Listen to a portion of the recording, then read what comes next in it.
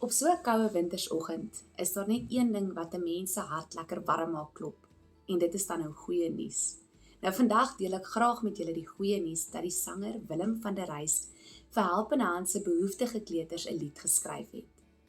Hierdie lied se musiekvideo word dan nou die 10de Junie bekendgestel.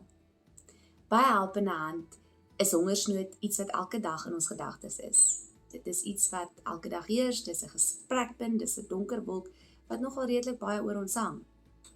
Elke minuut van elke dag moet ons daaraan dink en iets daaromtrent doen. Ons dink ook aan die feit dat ons nie almal kan help nie, maar ons kan 'n bietjie help. Om 'n gemeenskap te mobiliseer om mekaar te help, is op die einde van die dag die sleutel tot 'n volhoubare oplossing. Nou by Helpende Hand fokus ons op fisiese, kulturele, geestelike en dan nou ook sosio-emosionele welstand. Ons poog dus om na die holistiese welstand van ons mense om te sien, elke liewe dag. Met die bekendstelling van die lied Gee 'n bietjie van Willem van der Reis, vat ons dan hande en ons poog om die gemeenskap te mobiliseer, om hulle harte oop te maak en te gee vir die kleuters in ons land.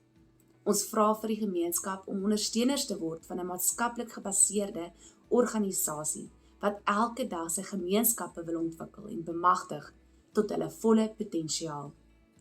Kyk gerus uit vir die Willem van der Reis musiekvideo op Helpende Hand se sosiale media blaaie die 10de Junie.